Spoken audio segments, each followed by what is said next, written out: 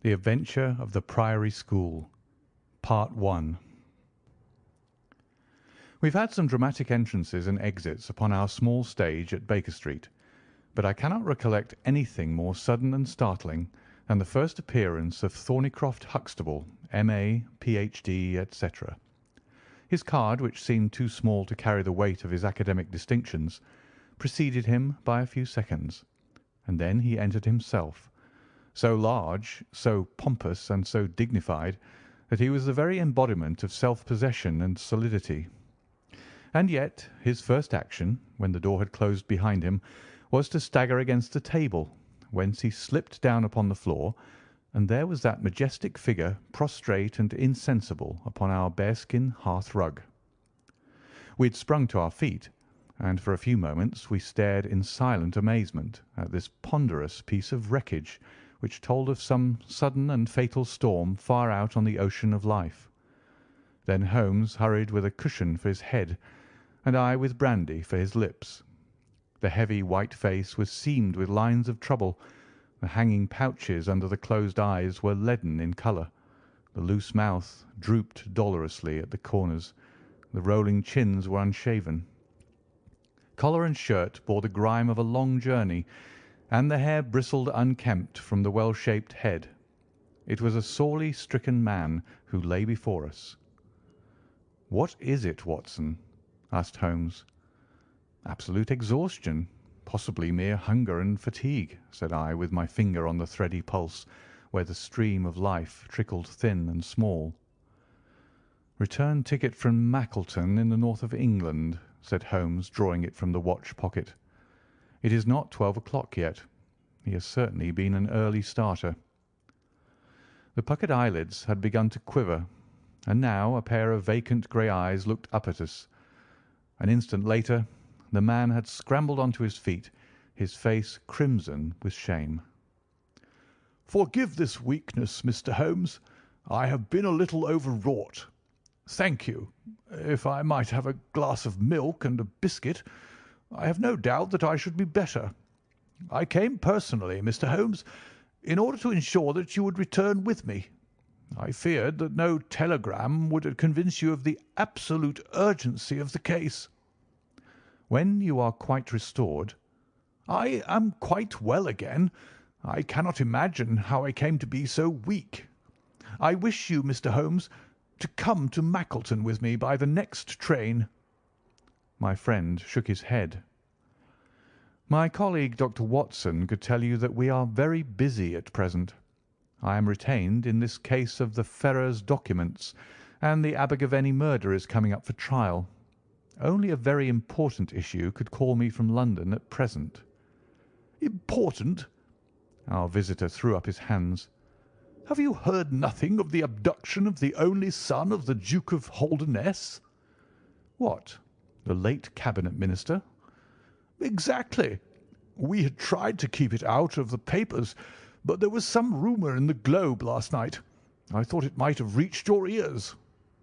Holmes shot out his long, thin arm and picked out volume H in his encyclopaedia of reference. "Holdernesse, 6th Duke, K.G., P.C. Half the alphabet. Baron Beverley, Earl of Carston. Dear me, what a list. Lord Lieutenant of Hallamshire since 1900. Married Edith, daughter of Sir Charles Appledore, 1888. Heir and only child, Lord Saltire. Owns about 250,000 acres. Minerals in Lancashire and Wales. Address, Carlton House Terrace, Holdernesse Hall, Hallamshire. Carston Castle, Bangor, Wales. Lord of the Admiralty, 1872. Chief Secretary of State for— Well, this man is certainly one of the greatest subjects of the Crown." "The greatest and perhaps the wealthiest. I am aware, Mr. Holmes, that you take a very high line in professional matters, and that you are prepared to work for the work's sake. I may tell you, however, that his Grace has already intimated that a cheque for £5,000 will be handed over to the person who can tell him where his son is, and another 1,000 to him who can name the man or men who have taken him." "It is a princely offer," said Holmes. Watson, I think that we shall accompany Dr. Huxtable back to the north of England. And now, Dr. Huxtable, when you have consumed that milk, you will kindly tell me what has happened, when it happened, how it happened, and finally what Dr. Thornycroft Huxtable of the Priory School near Mackleton has to do with the matter, and why he comes 3 days after an event, the state of your chin gives the date, to ask for my humble services. Our visitor had consumed his milk and biscuits. The light had come back to his eyes and the colour to his cheeks as he set himself with great vigour and lucidity to explain the situation. "I must inform you, gentlemen, that the Priory is a preparatory school of which I am the founder and principal. Huxtable's sidelights on Horace may possibly recall my name to your memories. The Priory is, without exception, the best and most select preparatory school in England. Lord Leverstoke, the Earl of Blackwater, Sir Cathcart Soames, they all have entrusted their sons to me, but I felt that my school had reached its zenith when weeks ago the Duke of Holdernesse sent Mr. James Wilder, his secretary, with intimation that young Lord Saltire, 10 years old, his only son and heir, was about to be committed to my charge. Little did I think that this would be the prelude to the most crushing misfortune of my life. On May 1st the boy arrived, that being the beginning of the summer term. He was a charming youth, and he soon fell into our ways. I may tell you, I trust that I am not indiscreet, but half confidence are absurd in such a case, that he was not entirely happy at home. It is an open secret that the Duke's married life had not been a peaceful one, and the matter had ended in a separation by mutual consent, the Duchess taking up her residence in the south of France.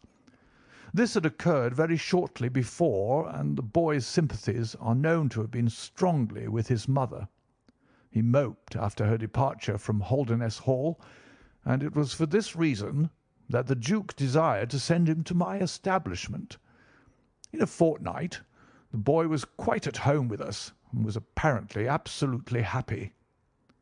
He was last seen on the night of May 13th, that is, the night of last Monday. His room was on the second floor, and was approached through another large room in which 2 boys were sleeping. These boys saw and heard nothing, so that it is certain that young Saltire did not pass out that way. His window was open, and there is a stout ivy plant leading to the ground. We could trace no footmarks below, but it is sure that this is the only possible exit. His absence was discovered at 7 o'clock on Tuesday morning. His bed had been slept in. He had dressed himself fully before going off in his usual school suit of black Eton jacket and dark grey trousers. There were no signs that anyone had entered the room, and it is quite certain that anything in the nature of cries or a struggle would have been heard, since Caunter, the elder boy in the inner room, is a very light sleeper. When Lord Saltire's disappearance was discovered, I at once called a roll of the whole establishment, boys, masters, and servants. It was then that we ascertained that Lord Saltire had not been alone in his flight. Heidegger, the German master, was missing. His room was on the second floor, at the farther end of the building, facing the same way as Lord Saltire's. His bed had also been slept in, but he had apparently gone away partly dressed, since his shirt and socks were lying on the floor.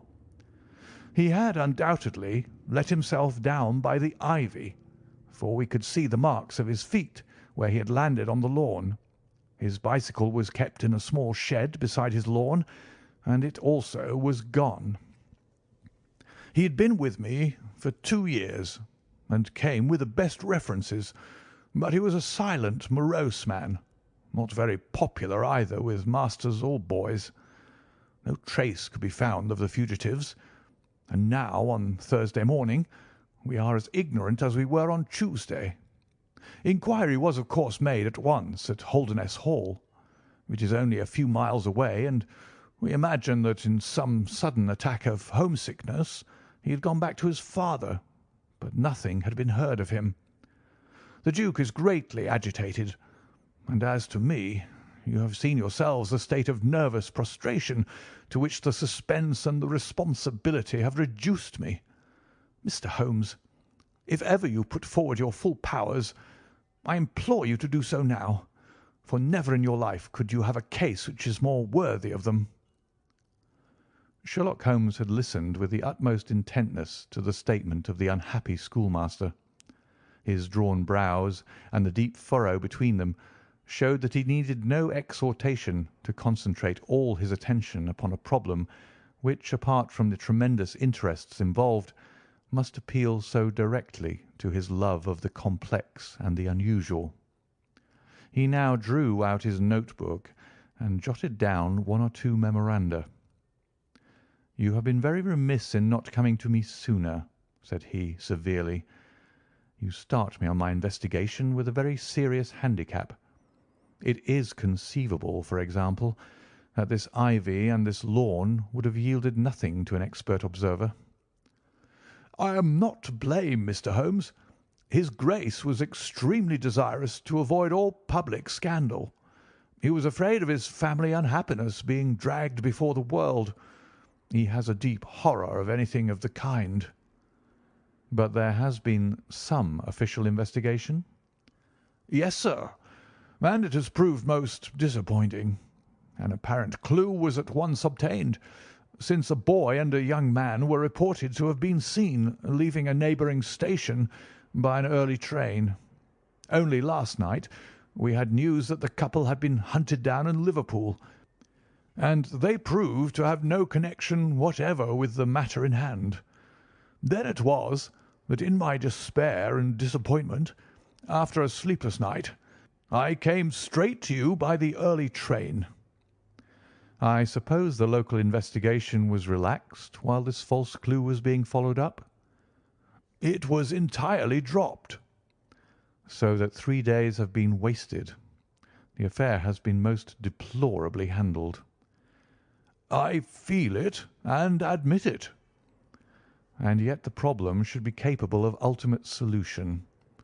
I shall be very happy to look into it. Have you been able to trace any connection between the missing boy and his German master?" "None at all." "Was he in the master's class?" "No, he never exchanged a word with him so far as I know." "That is certainly very singular. Had the boy a bicycle?" "No." "Was any other bicycle missing?" "No." "Is that certain?" "Quite." "Well, now, you do not mean to seriously suggest that this German rode off upon a bicycle in the dead of the night, bearing the boy in his arms?" "Certainly not." "Then what is the theory in your mind?" "The bicycle may have been a blind. It may have been hidden somewhere and the pair gone off on foot." "Quite so. But it seems rather an absurd blind, does it not? Were there other bicycles in this shed?" "Several." "Would he not have hidden a couple had he desired to give the idea that they had gone off upon them?" "I suppose he would." "Of course he would. The blind theory won't do. But the incident is an admirable starting point for an investigation. After all, a bicycle is not an easy thing to conceal or to destroy. One other question. Did anyone call to see the boy on the day before he disappeared?" "No." "Did he get any letters?"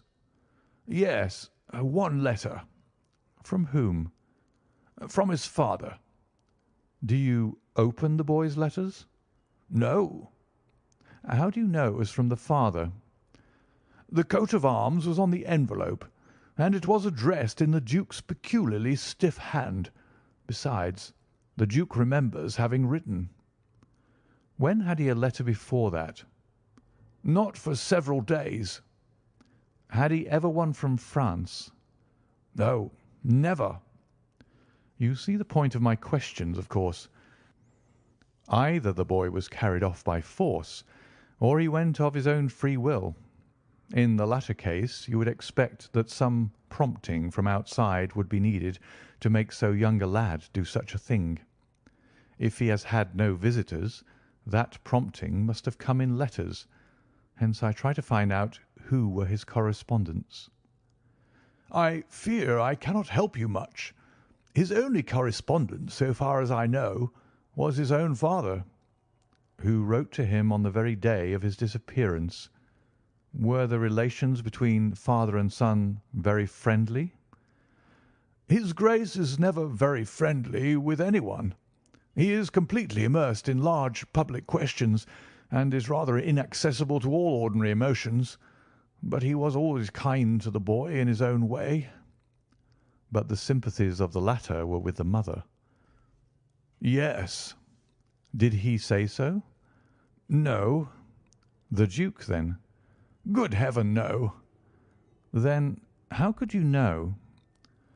"I have had some confidential talks with Mr. James Wilder, his Grace's secretary. It was he who gave me the information about Lord Saltire's feelings." "I see. By the way, that last letter of the Duke's, was it found in the boy's room after he was gone?" "No, he had taken it with him. I think, Mr. Holmes, it is time that we were leaving for Euston." "I will order a four-wheeler. In a quarter of an hour we shall be at your service. If you are telegraphing home, Mr. Huxtable, it would be well to allow the people in your neighbourhood to imagine that the inquiry is still going on in Liverpool or wherever else that red herring led your pack. In the meantime, I will do a little quiet work at your own doors, and perhaps the scent is not so cold but that two old hounds like Watson and myself may get a sniff of it." That evening found us in the cold, bracing atmosphere of the Peak country, in which Dr. Huxtable's famous school is situated. It was already dark when we reached it. A card was lying on the hall table, and the butler whispered something to his master, who turned to us with agitation in every heavy feature. "The Duke is here," said he. "The Duke and Mr. Wilder are in the study. Come, gentlemen, and I will introduce you." I was, of course, familiar with the pictures of the famous statesman, but the man himself was very different from his representation. He was a tall and stately person, scrupulously dressed, with a drawn, thin face, and a nose which was grotesquely curved and long. His complexion was of a dead pallor, which was more startling by contrast with a long, dwindling beard of vivid red, which flowed down over his white waistcoat, with his watch-chain gleaming through its fringe. Such was the stately presence who looked stonily at us from the centre of Dr. Huxtable's hearth-rug. Beside him stood a very young man, whom I understood to be Wilder, the private secretary. He was small, nervous, alert, with intelligent light blue eyes and mobile features. It was he who at once in an incisive and positive tone opened the conversation. "I called this morning, Dr. Huxtable, too late to prevent you from starting to London. I learned that your object was to invite Mr. Sherlock Holmes to undertake the conduct of this case. His Grace is surprised, Dr. Huxtable, that you should have taken such a step without consulting him." "When I learned that the police had failed—" "His Grace is by no means convinced that the police have failed." "But surely Mr. Wilder—" "You are well aware, Dr. Huxtable, that his Grace is particularly anxious to avoid all public scandal.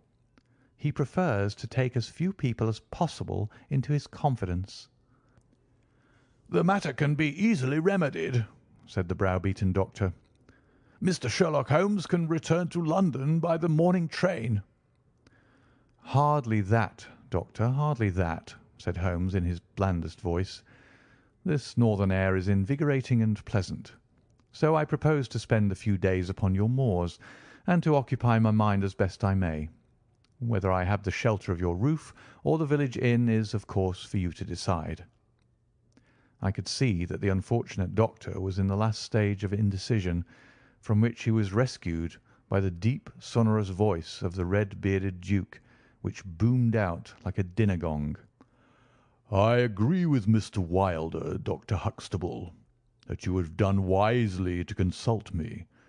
But since Mr. Holmes has already been taken into your confidence, it would indeed be absurd that we should not avail ourselves of his services. Far from going to the inn, Mr. Holmes, I should be pleased if you would come and stay with me at Holderness Hall." "I thank your Grace. For the purposes of my investigation, I think that it would be wiser for me to remain at the scene of the mystery." "Just as you like, Mr. Holmes. Any information which Mr. Wilder or I can give you is, of course, at your disposal." "It will probably be necessary for me to see you at the Hall," said Holmes. "I would only ask you now, sir, whether you have formed any explanation in your own mind as to the mysterious disappearance of your son." "No, sir, I have not." "Excuse me if I allude to that which is painful to you, but I have no alternative. Do you think that the Duchess had anything to do with the matter?" The great minister showed perceptible hesitation. "I do not think so," he said at last. "The other most obvious explanation is that the child has been kidnapped for the purpose of levying ransom. You have not had any demand of the sort?" "No, sir." "One more question, your Grace. I understand that you wrote to your son upon the day when this incident occurred?"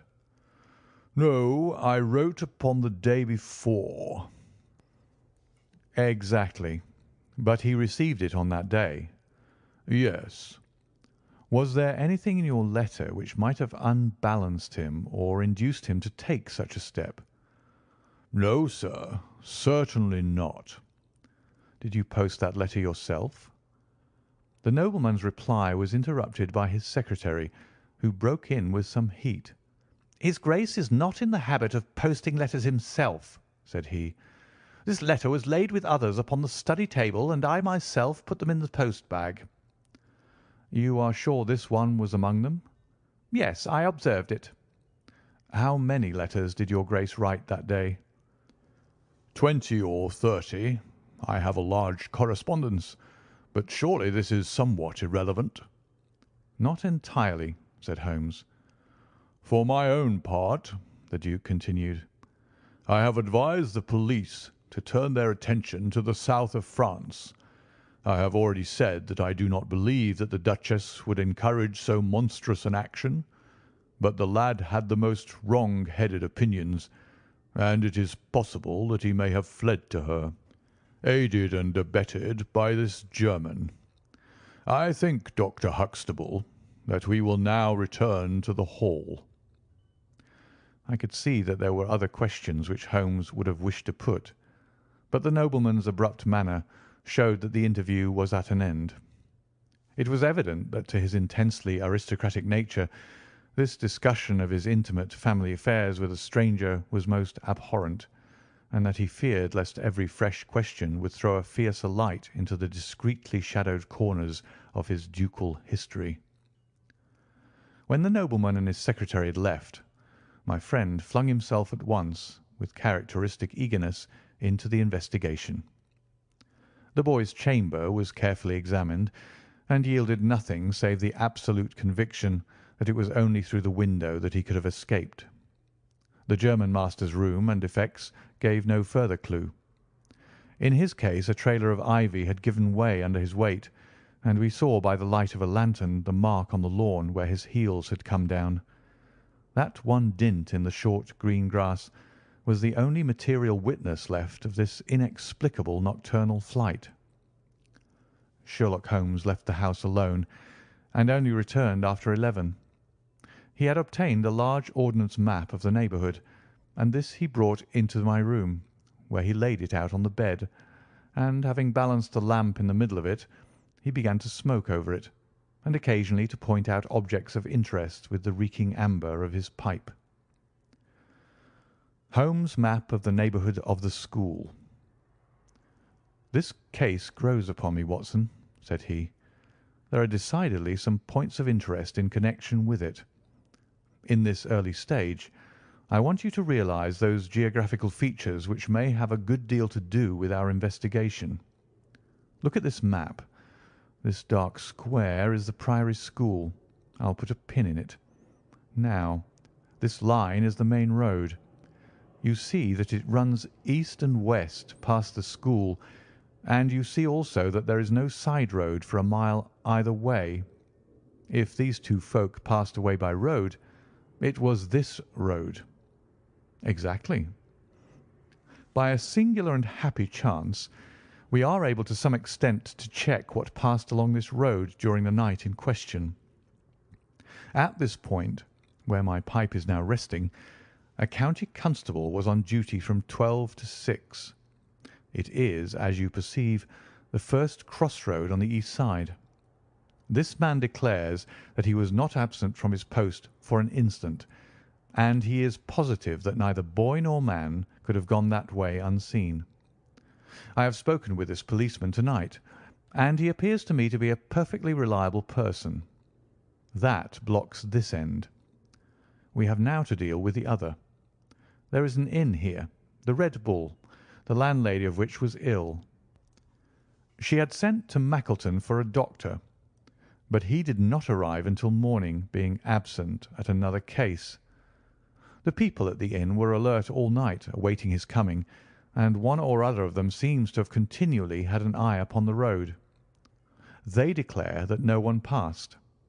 If their evidence is good, then we are fortunate enough to be able to block the west, and also to be able to say that the fugitives did not use the road at all.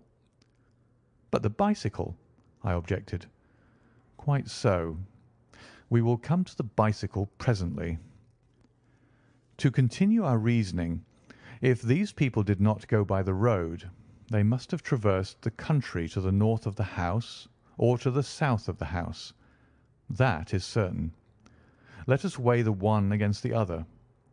On the south of the house is, as you perceive, a large district of arable land, cut up into small fields with stone walls between them. There I admit that a bicycle is impossible. We can dismiss the idea. We turn to the country on the north. Here there lies a grove of trees marked as the Ragged Shore, and on the farther side stretches a great rolling moor, Lower Gill Moor, extending for 10 miles and sloping gradually upward. Here, at one side of this wilderness, is Holderness Hall, 10 miles by road, but only 6 across the moor. It is a peculiarly desolate plain.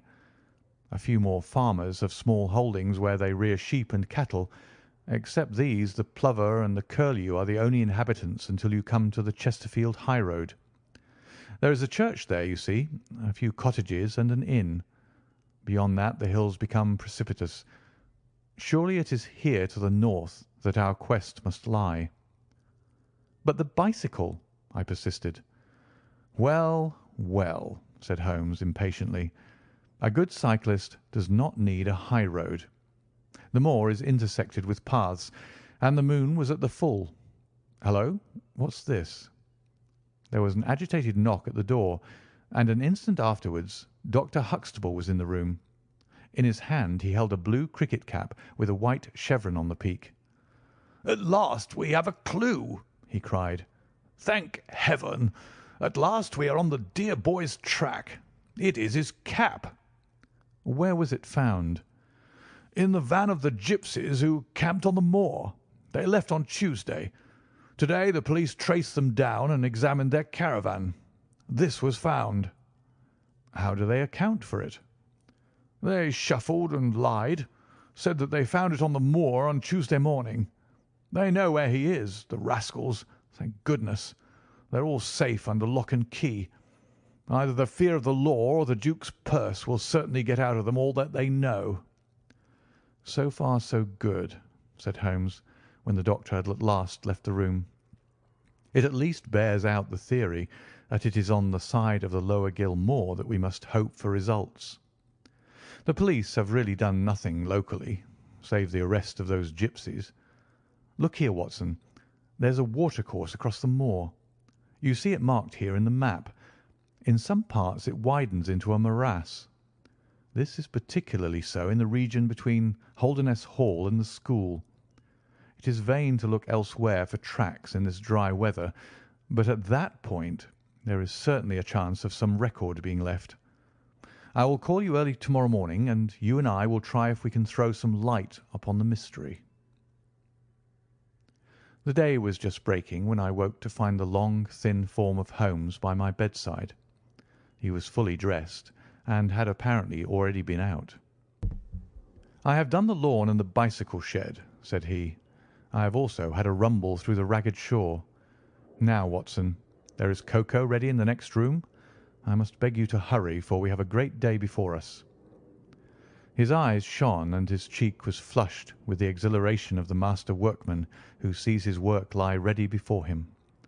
A very different Holmes, this active, alert man, from the introspective and pallid dreamer of Baker Street.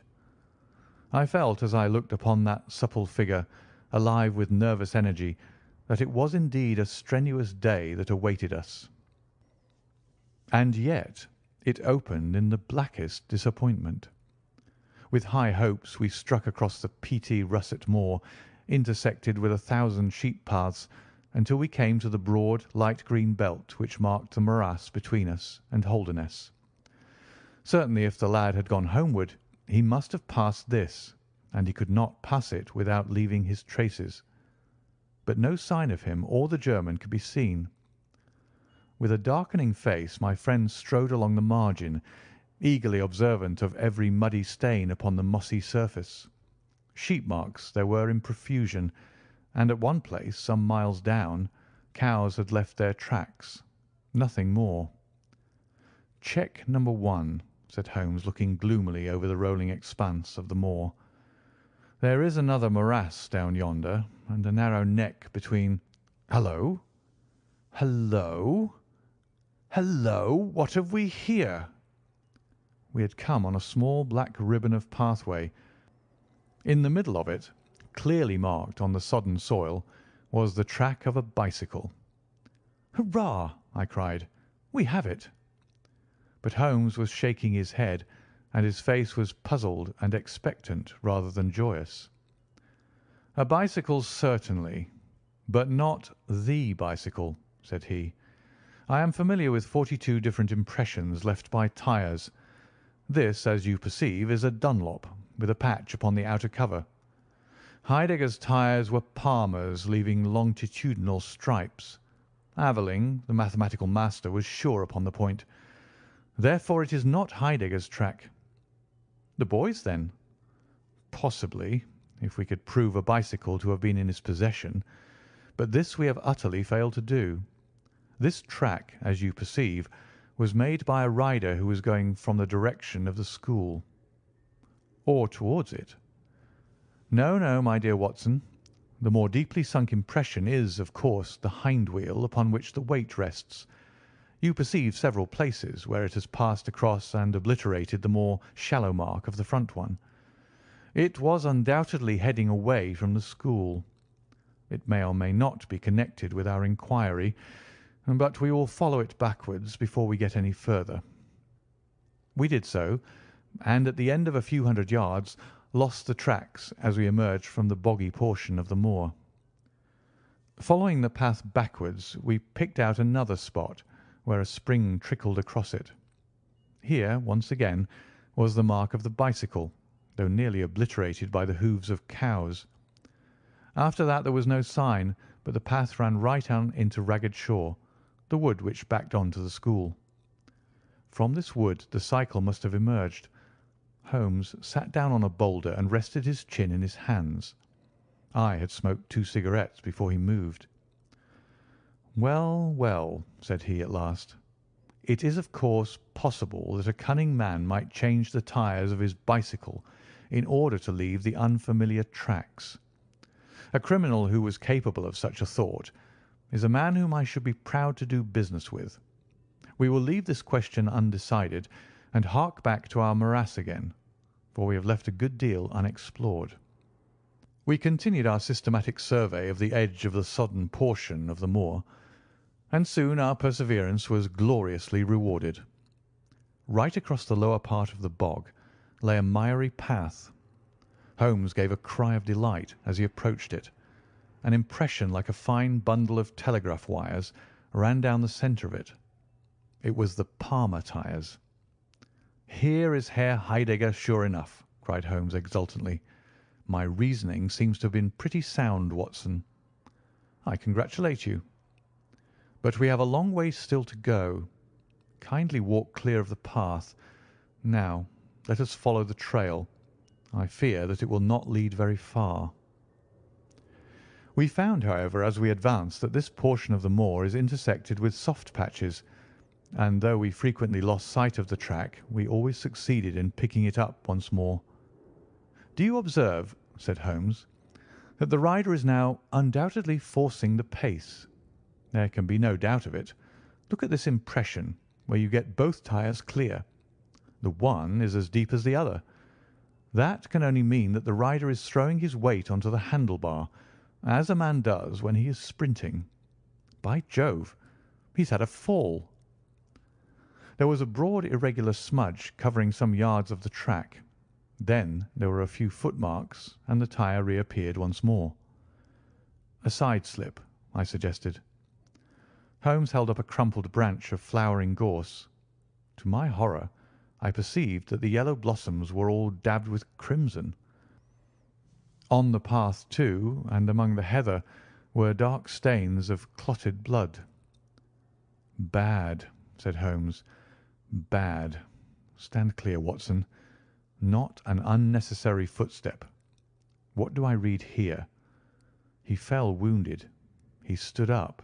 He remounted. He proceeded. But there is no other track. Cattle on this side path. He was surely not gored by a bull. Impossible. But I see no traces of anyone else. We must push on, Watson. Surely with Staines as well as the track to guide us, he cannot escape us now." Our search was not a very long one. The tracks of the tyre began to curve fantastically upon the wet and shining path.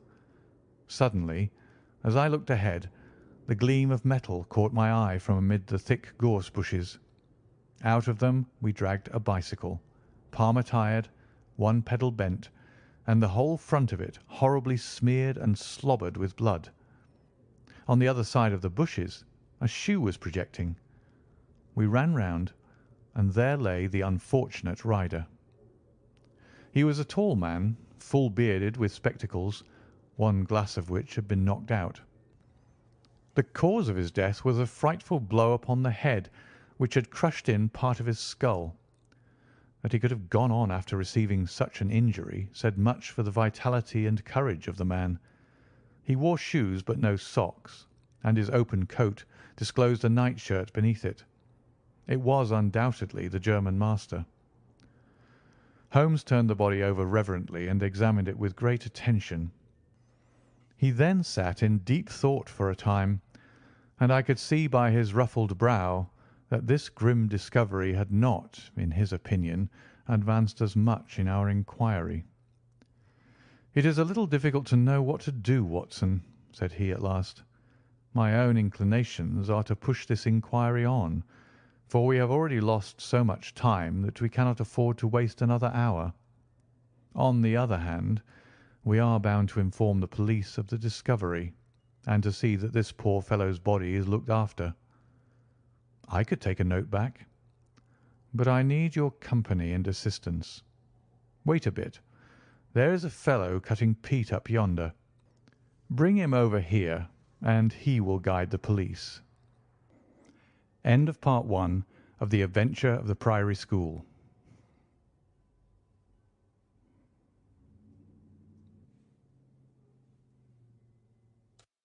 Part 2. I brought the peasant across, and Holmes dispatched the frightened man with a note to Dr. Huxtable. "Now, Watson," said he, "we have picked up 2 clues this morning. One is the bicycle with the Palmer tyre, and we see what that has led to. The other is the bicycle with the patched Dunlop. Before we start to investigate that, let us try to realize what we do know so as to make the most of it, and to separate the essential from the accidental.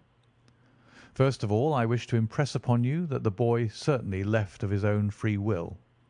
He got down from his window, And he went off either alone or with someone. That is sure." I assented. "Well now, let us turn to this unfortunate German master. The boy was fully dressed when he fled. Therefore, he foresaw what he would do. But the German went without his socks. He certainly acted on very short notice." "Undoubtedly." "Why did he go?" "Because from his bedroom window he saw the flight of the boy, because he wished to overtake him and bring him back. He seized his bicycle, pursued the lad, and in pursuing him met his death." "So it would seem." "Now I come to the critical part of my argument. The natural action of a man in pursuing a little boy would be to run after him. He would know that he could overtake him. But the German does not do so. He turns to his bicycle. I am told that he was an excellent cyclist. He would not do this if he did not see that the boy had some swift means of escape." "The other bicycle?" "Let us continue our reconstruction. He meets his death 5 miles from the school. Not by a bullet, mark you, which even a lad might conceivably discharge, but by a savage blow dealt by a vigorous arm. The lad, then, had a companion in his flight, and the flight was a swift one, since it took 5 miles before an expert cyclist could overtake them. Yet we survey the ground round the scene of the tragedy. What do we find? A few cattle tracks, nothing more. I took a wide sweep round, and there is no path within 50 yards. Another cyclist could have had nothing to do with the actual murder, nor were there any human footmarks." "Holmes," I cried, "this is impossible." "Admirable," he said. "A most illuminating remark. It is impossible as I state it, and therefore I must in some respect have stated it wrong. Yet you saw for yourself. Can you suggest any fallacy?" "He could not have fractured his skull in a fall." "In a morass, Watson?" "I am at my wit's end." "Tut, tut. We have solved some worse problems. At least we have plenty of material, if we can only use it. Come then, and having exhausted the Palmer, let us see what the Dunlop with the patched cover has to offer us." We picked up the track and followed it onward for some distance, but soon the moor rose into a long, heather-tufted curve, and we left the watercourse behind us. No further help from tracks could be hoped for. At the spot where we saw the last of the Dunlop tire it might equally have led to Holderness Hall, the stately towers of which rose some miles to our left, or to a low grey village which lay in front of us and marked the position of the Chesterfield highroad. As we approached the forbidding and squalid inn, with the sign of a gamecock above the door, Holmes gave a sudden groan and clutched me by the shoulder to save himself from falling. He had had one of those violent strains of the ankle which leave a man helpless. With difficulty he limped up to the door, where a squat, dark, elderly man was smoking a black clay pipe. "How are you, Mr. Reuben Hayes?" said Holmes. "Who are you, and how do you get my name so pat?" the countryman answered, with a suspicious flash of a pair of cunning eyes. "Well, it's printed on the board above your head. It's easy to see a man who is master of his own house. I suppose you haven't such a thing as a carriage in your stables?" "No, I have not." "I can hardly put my foot to the ground." "Don't put it to the ground." "But I can't walk." "Well, then, hop." Mr. Reuben Hayes' manner was far from gracious, but Holmes took it with admirable good humour. "Look here, my man," said he, "this is really rather an awkward fix for me. I don't mind how I get on." "Neither do I," said the morose landlord. "The matter is very important. I would offer you a sovereign for the use of a bicycle." The landlord pricked up his ears. "Where do you want to go?" "To Holderness Hall." "Pals of the Duke, I suppose," said the landlord, surveying our mud-stained garments with ironical eyes. Holmes laughed good-naturedly. "He'll be glad to see us, anyhow." "Why?" "Because we bring him news of his lost son." The landlord gave a very visible start. "What, you're on his track?" "He has been heard of in Liverpool. They expect to get him every hour." Again a swift change passed over the heavy, unshaven face. His manner was suddenly genial. "I've less reason to wish the Duke well than most men," said he, "for I was head coachman once, and cruel bad he treated me. It was him that sacked me without character on the word of a lying corn chandler. But I'm glad to hear that the young lad was heard of in Liverpool, and I'll help you to take the news to the Hall." "Thank you," said Holmes. "We'll have some food first. Then you can bring round the bicycle." "I haven't got a bicycle." Holmes held up a sovereign. "I tell you, man, that I haven't got one. I'll let you have 2 horses as far as the Hall." "Well, well," said Holmes. "We'll talk about it when we've had something to eat." When we were left alone in the stone-flagged kitchen, it was astonishing how rapidly that sprained ankle recovered. It was nearly nightfall, and we had eaten nothing since early morning, so that we spent some time over our meal. Holmes was lost in thought, and once or twice he walked over to the window and stared earnestly out. It opened onto a squalid courtyard. In the far corner was a smithy, where a grimy lad was at work. On the other side were the stables. Holmes had sat down again after one of those excursions when he suddenly sprang out of his chair with a loud exclamation. "By heaven, Watson, I believe that I've got it!" he cried. "Yes, yes, it must be so, Watson. Do you remember seeing any cow tracks to-day?" "Yes, several." "Where?" "Well, everywhere. They were at the morass, and again on the path, and again near where poor Heidegger met his death." "Exactly. Well now, Watson, how many cows did you see on the moor?" "I don't remember seeing any." "Strange, Watson, that we should see tracks all along our line, but never a cow on the whole moor. Very strange, Watson, eh?" "Yes, it is strange." "Now, Watson, make an effort. Throw your mind back. Can you see those tracks upon the path?" "Yes, I can." "Can you recall that the tracks were sometimes like that, Watson?" He arranged a number of breadcrumbs in this fashion. "And sometimes like this, and occasionally like this. Can you remember that?" "No, I cannot." "But I can. I could swear to it. However, we will go back at our leisure and verify it. What a blind beetle I have been not to draw my conclusion." "And what is your conclusion?" "Only that it is a remarkable cow which walks, canters, and gallops. By George, Watson, it was no brain of a country publican that thought out such a blind as that. The coast seems to be clear, save for that lad in the smithy. Let us slip out and see what we can see." There were 2 rough-haired, unkempt horses in the tumble-down stable. Holmes raised the hind leg of one of them and laughed aloud. "Old shoes, but newly shod. Old shoes, but new nails. This case deserves to be a classic. Let us go across to the smithy." The lad continued his work without regarding us. I saw Holmes's eyes darting to right and left among the litter of iron and wood which was scattered above the floor. Suddenly, however, we heard a step behind us, and there was the landlord, his heavy eyebrows drawn over his savage eyes, his swarthy features convulsed with passion. He held a short, metal-headed stick in his hand, and he advanced in so menacing a fashion that I was right glad to feel the revolver in my pocket. "You infernal spies!" the man cried. "What are you doing here?" "Why, Mr. Reuben Hayes," said Holmes coolly, "one might think that you were afraid of our finding something out."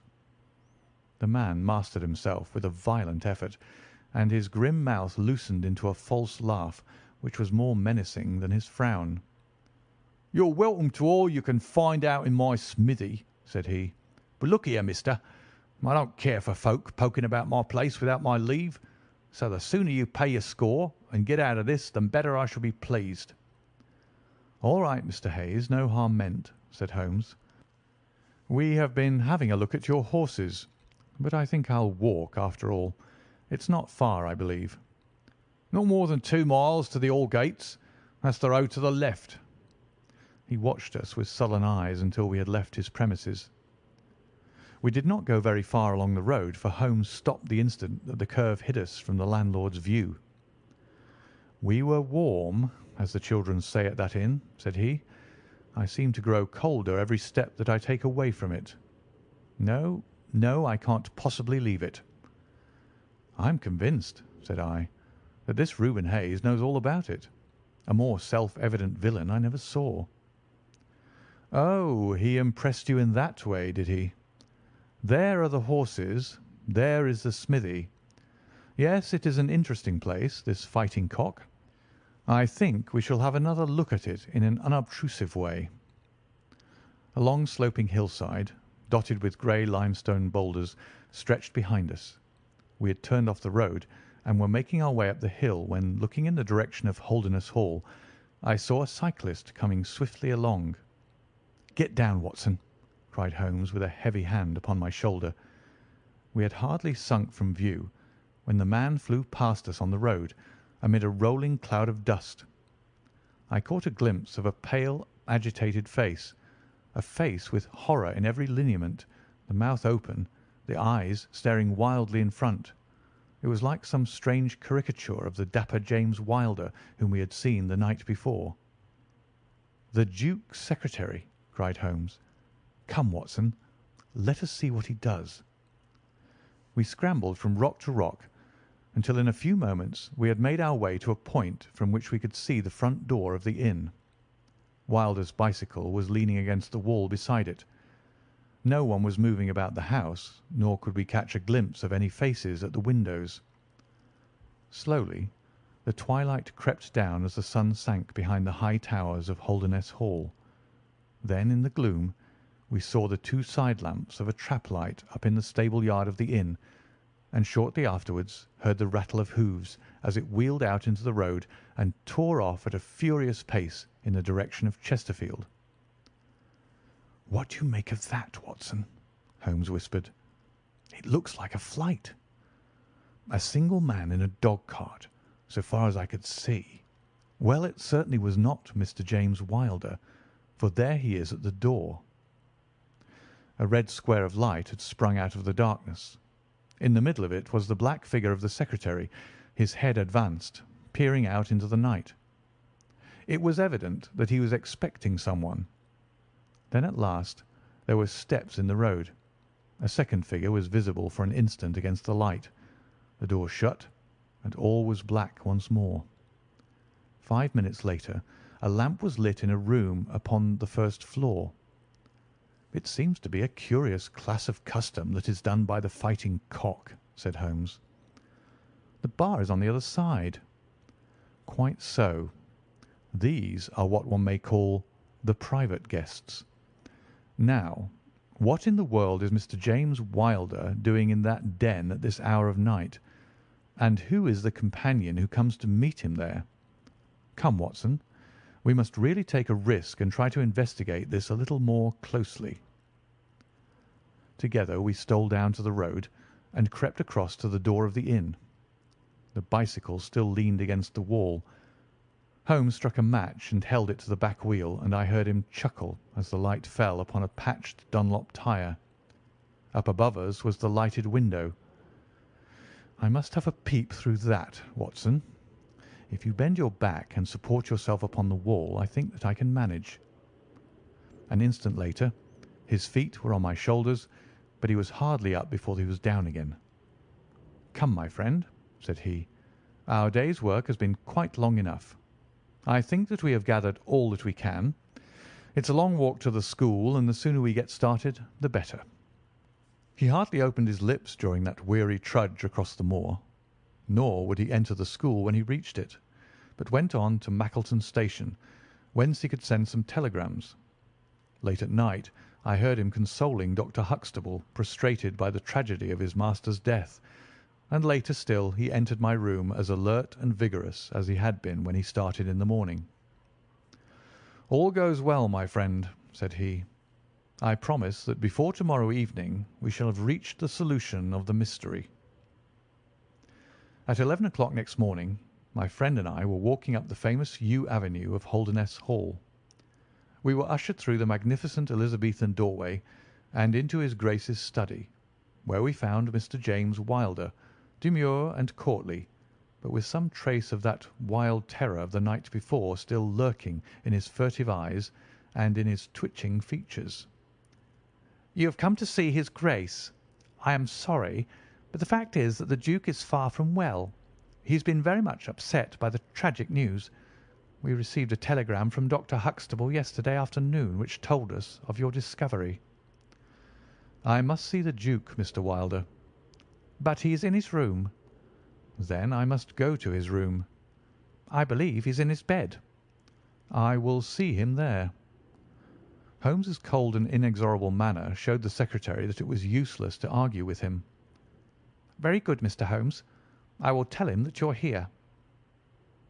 After an hour's delay, the great nobleman appeared. His face was more cadaverous than ever. His shoulders had rounded, and he seemed to me to be an altogether older man than he had been the morning before. He greeted us with a stately courtesy, and seated himself at his desk, his red beard streaming down on the table. "Well, Mr. Holmes," said he. But my friend's eyes were fixed upon the secretary, who stood by his master's chair. "I think, your Grace, that I could speak more freely in Mr. Wilder's absence." The man turned a shade paler and cast a malignant glance at Holmes. "If your Grace wishes—" "Yes, yes, you had better go. Now, Mr. Holmes, what have you to say?" My friend waited until the door had closed behind the retreating secretary. "The fact is, your Grace," said he, "that my colleague, Dr. Watson, and myself had an assurance from Dr. Huxtable that a reward had been offered in this case. I should like to have this confirmed from your own lips." "Certainly, Mr. Holmes." "It amounted, if I am correctly informed, to £5,000 to anyone who will tell you where your son is." "Exactly." "And another 1,000 to the man who will name the person or persons who keep him in custody." "Exactly." "Under the latter heading is included, no doubt, not only those who may have taken him away, but also those who conspire to keep him in his present position." "Yes, yes," cried the Duke impatiently. "If you do your work well, Mr. Sherlock Holmes, you will have no reason to complain of niggardly treatment."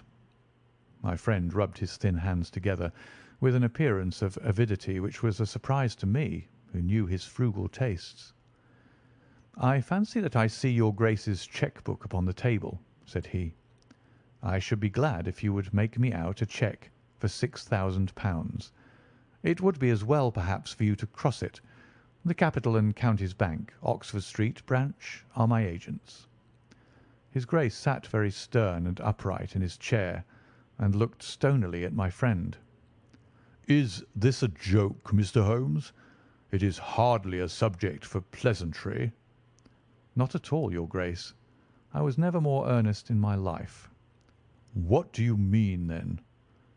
"I mean that I have earned the reward. I know where your son is, and I know some, at least, of those who are holding him." The Duke's beard had turned more aggressively red than ever against his ghastly white face. "Where is he?" "He is, or was last night, at the Fighting Cock Inn, about 2 miles from your park gate." The Duke fell back in his chair. "And whom do you accuse?" Sherlock Holmes's answer was an astounding one. He stepped swiftly forward and touched the Duke upon the shoulder. "I accuse you," said he. "And now, your Grace, I'll trouble you for that cheque." Never shall I forget the Duke's appearance as he sprang up and clawed with his hands like one who is sinking into an abyss. Then, with an extraordinary effort of aristocratic self-command, he sat down and sank his face in his hands. It was some minutes before he spoke. "How much do you know?" he asked at last without raising his head. I saw you together last night." "Does anyone else besides your friend know?" "I have spoken to no one." The Duke took a pen in his quivering fingers and opened his cheque-book. "I shall be as good as my word, Mr. Holmes. I am about to write your cheque. However unwelcome the information which you have gained may be to me, when the offer was first made, I little thought the turn which events might take. But you and your friend are men of discretion, Mr. Holmes." "I hardly understand your Grace." "I must put it plainly, Mr. Holmes. If only you two know of this incident, there is no reason why it should go any farther. I think £12,000 is a sum that I owe you, is it not?" But Holmes smiled and shook his head. "I fear, your Grace, that matters can hardly be arranged so easily. There is the death of this schoolmaster to be accounted for." "But James knew nothing of that. You cannot hold him responsible for that. It was the work of this brutal ruffian whom he had the misfortune to employ." "I must take the view, your Grace, that when a man embarks upon a crime, he is morally guilty of any other crime which may spring from it." "Morally, Mr. Holmes, no doubt you are right, but surely not in the eyes of the law. A man cannot be condemned for a murder at which he was not present, and which he loathes and abhors as much as you do. The instant that he heard of it he made a complete confession to me, so filled was he with horror and remorse. He lost not an hour in breaking entirely with the murderer.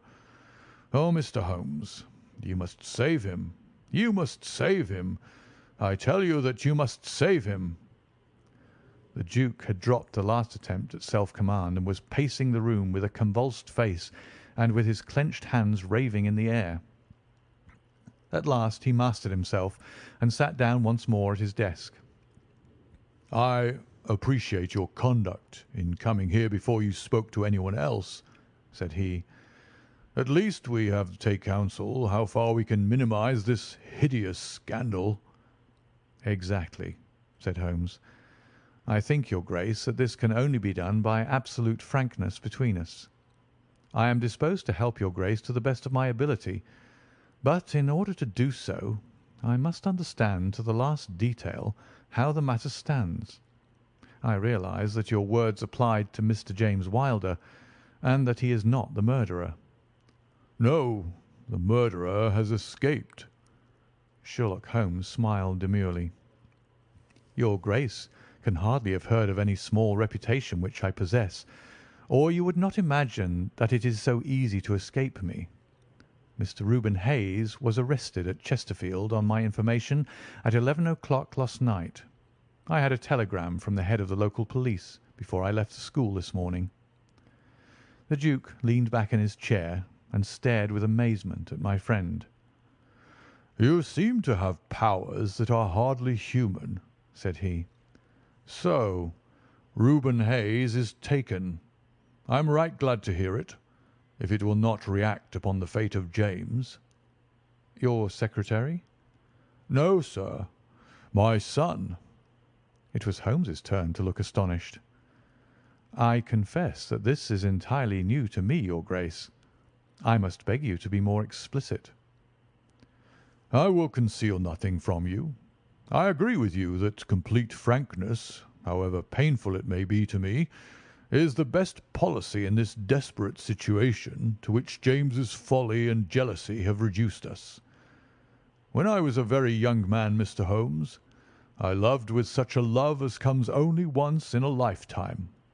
I offered the lady marriage, but she refused it on the grounds that such a match might mar my career.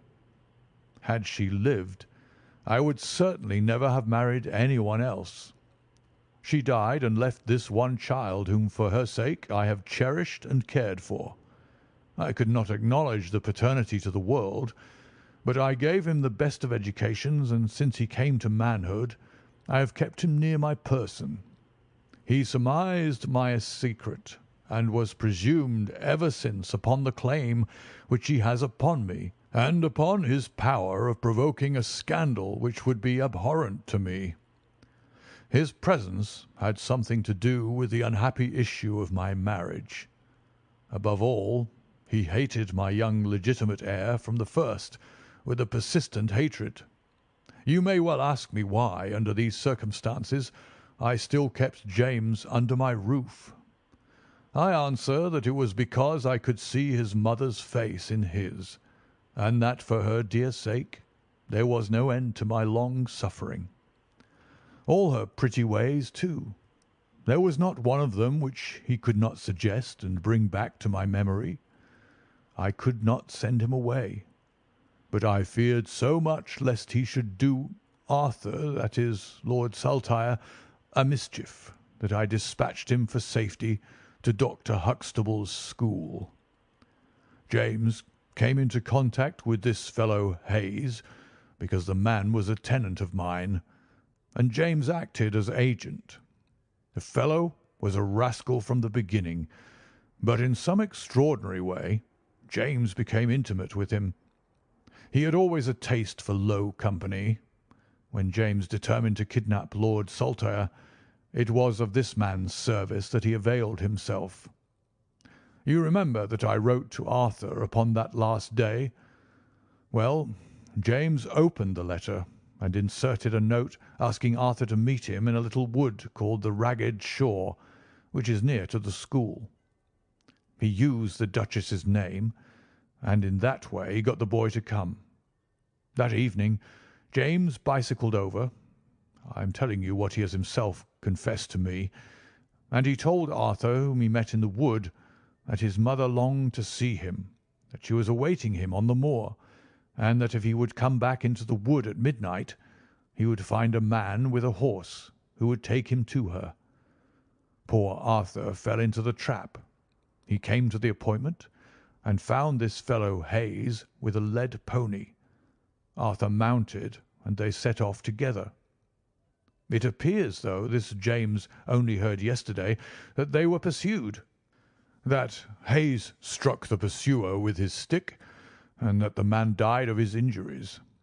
Hayes brought Arthur to his public house, the Fighting Cock, where he was confined in an upper room under the care of Mrs. Hayes, who is a kindly woman, but entirely under the control of her brutal husband.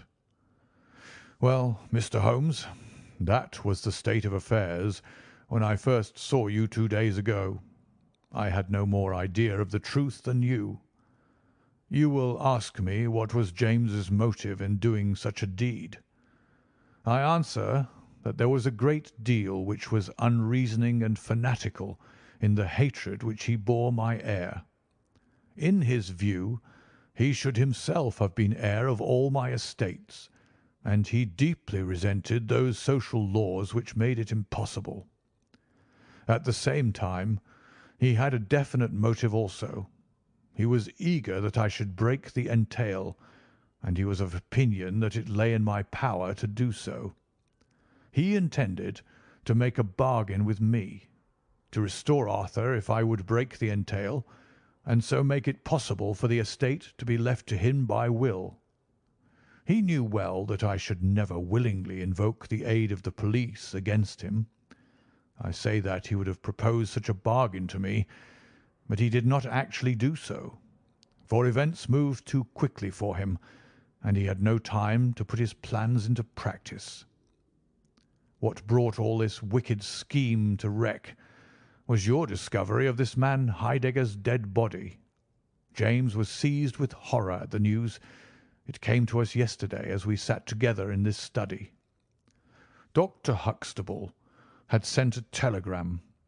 James was so overwhelmed with grief and agitation that my suspicions, which had never been entirely absent, rose instantly to a certainty, and I taxed him with the deed. He made a complete voluntary confession.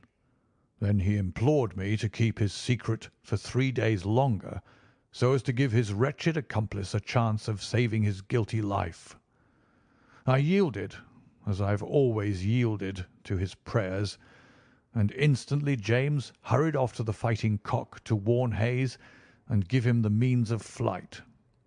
I could not go there by daylight without provoking comment, but as soon as night fell I hurried off to see my dear Arthur. I found him safe and well, but horrified beyond expression by the dreadful deed he had witnessed. In deference to my promise, and much against my will, I consented to leave him there for 3 days, under the charge of Mrs. Hayes, since it was evident that it was impossible to inform the police where he was without telling them also who was the murderer, and I could not see how that murderer could be punished without ruin to my unfortunate James. You asked for frankness, Mr. Holmes, and I have taken you at your word, for I have now told you everything without an attempt at circumlocution or concealment. Do you in turn be as frank with me." "I will," said Holmes. "In the first place, your Grace, I am bound to tell you that you have placed yourself in a most serious position in the eyes of the law. You have condoned a felony, and you have aided the escape of a murderer, for I cannot doubt that any money which was taken by James Wilder to aid his accomplice in his flight came from your Grace's purse." The Duke bowed his assent. "This is indeed a most serious matter.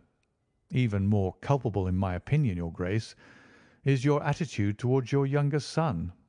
You leave him in this den for 3 days." "Under solemn promises."